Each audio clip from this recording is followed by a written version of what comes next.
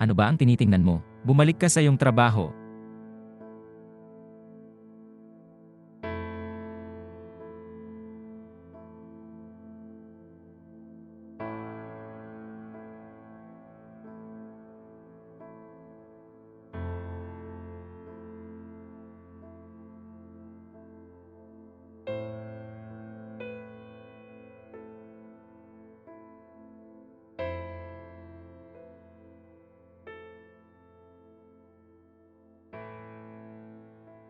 Girl, Hi.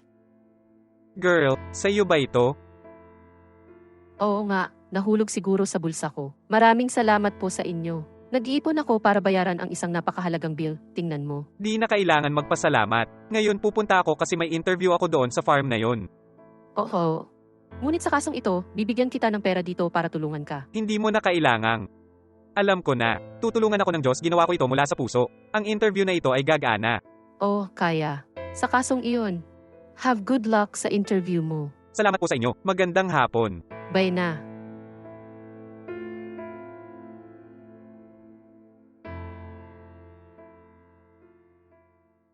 Magandang hapon sa iyo. Magandang hapon.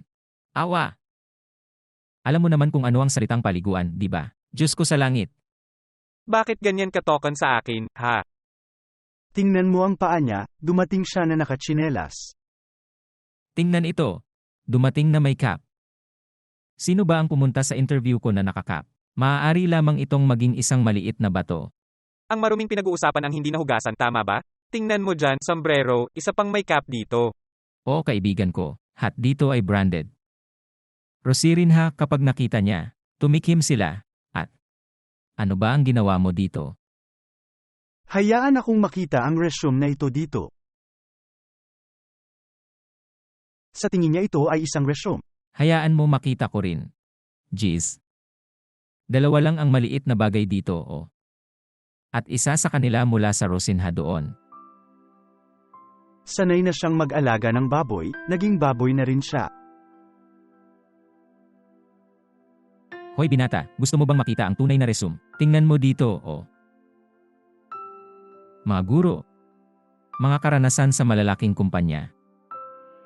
Mga bagay na wala ka sa pamamagitan ng paraan. Tingnan mo dito. Tignan mo kung gaano karaming gamit. Dito sa curriculum na ito. Iba't ibang mga kurso. Pagsasanay. Ano naman ang tungkol sa iyo? Pero ano pa ang point ng pagkakaroon ng ganitong bungkus syempre doon?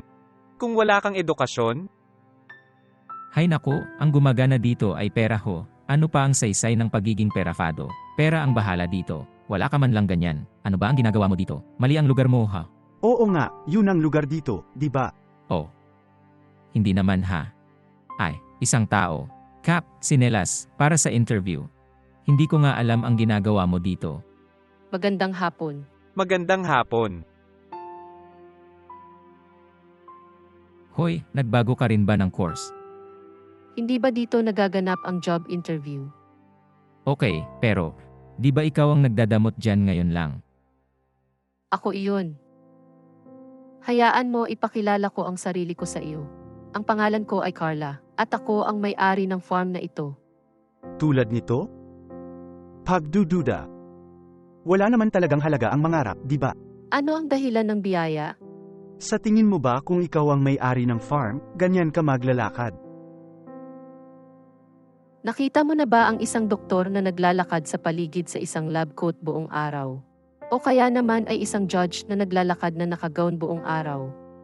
Ano ang pumipigil sa akin upang maging ang may-ari ng bukid na ito? Pero baba tayo sa business. Simulan natin sa interview at sisimulan ko sa sarili mo. Ano ang katapatan sa inyo? Mabuti. Ang katapatan sa akin ay, tratuhin ang lahat bilang isang pantay at kumuha ng walang anuman mula sa sinuman. Di ba? Okay na. Ito ay kapanipaniwala, ang sagot mo. Ngayon gusto kong sagutin mo ako. Ikaw? Wala man lang itong unang serye. Paano siya tutugan? Hayaan mo siyang sumagot. Tingnan mo ang resume niya at ang akin para makita mo ang pagkakaiba. Sasamantalahin ko na at kukunin ko na ang resumes mo. Gotcha, ma'am.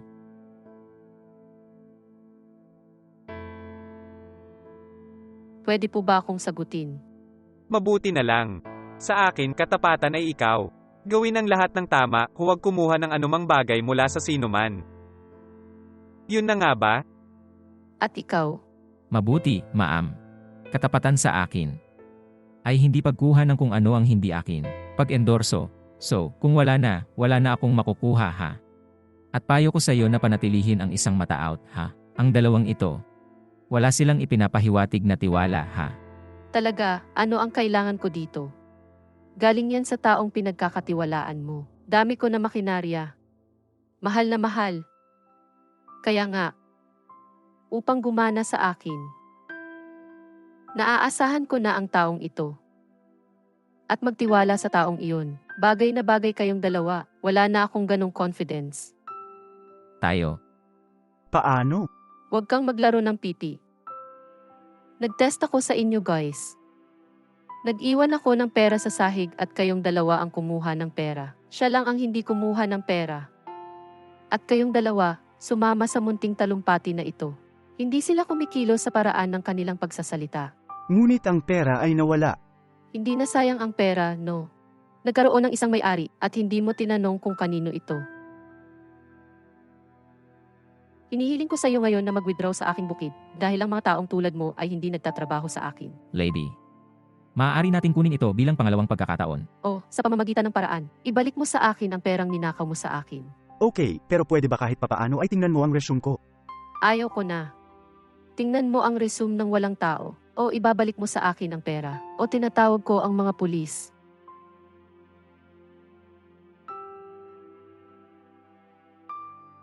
Ngayon umalis ka na dito.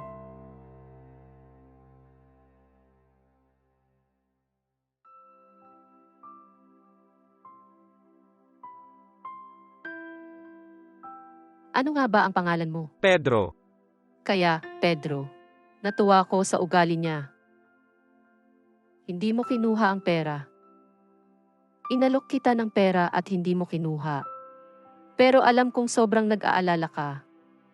At desperado na, para sa bakanting trabaho. Oo nga pala, ma'am. Tingnan mo. Ang iyong resume ay paraan down. Ng mga empleyado na ito na tinanggal ko lang. Pero hindi na mahalaga. Kasi ang mahalaga talaga sa akin ay ang katapatan mo. At ito ang nagawa mong patunayan sa akin. Magpahinga ka na ikaw lang ang gagaling. Ay kumuha ng mga kurso sa amin dito. At magiging empleyado. Napakahusay na. Like kailangan ko talaga ito. At sa katotohanan na ikaw, upang maging tulad ng isang tapat na tao. Ayon nga pala, magkakasundo lang tayo ng magkasama. Dito ko na ibibigay sa iyo, isang salary advance. Nandito ka bukas para makapagsimula. At ikaw ay lubos na malugod. Maraming salamat po, God bless. Maraming salamat po sa inyo.